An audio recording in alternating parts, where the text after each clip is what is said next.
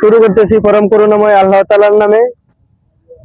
আসসালামু আলাইকুম দর্শক, আমরা এই মুহূর্তে আছি ময়মনসিংহ জেলায় ঈশ্বরগঞ্জ থানার আটবাড়ি ইউনিয়নের ৩ নং অটপতেনগর গ্রামে। এখানে গত একদিন যাবত ২৪ ঘন্টা সমান বৃষ্টি হওয়ার কারণে অনেক পানি হয়ে গেছে।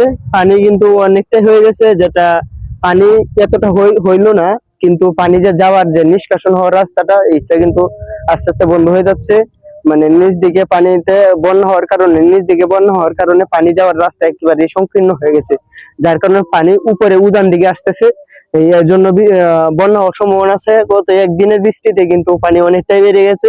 আমাদের ওইদিকে একটা রাস্তা আছে, ওইদিকে রাস্তাটাও কিন্তু মাঝখানে পানি উঠে গেছে। আজকে সারাদিন বৃষ্টি হইলে কিন্তু যে বন্যা হওয়ার একেবারে সম্ভাবনা খুবই বেশি। আমাদের এই জমিগুলা কিন্তু অনেকগুলো জমি চাষ করা হয়ে গেছিল, চাষ করে তারপর লাগানো হয়ে গেছিল, কিন্তু এই বন্যার কারণে জমিগুলা অনেক ক্ষতিগ্রস্ত হয়েছে। এই জমিগুলা যে চারাগুলা রোপণ করা হয়েছিল, ওই চারাগুলা কিন্তু নষ্ট হয়ে যাবে। পরবর্তীতে আবার নতুন করে চাষাবাদ করতে হবে।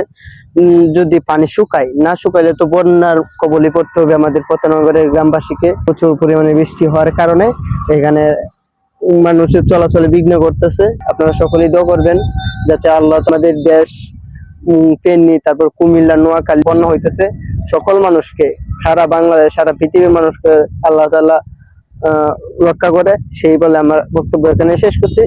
ধন্যবাদ আমাদের সাথে থাকার জন্য। দেখা হবে পরের ভিডিওতে। আসসালামু আলাইকুম।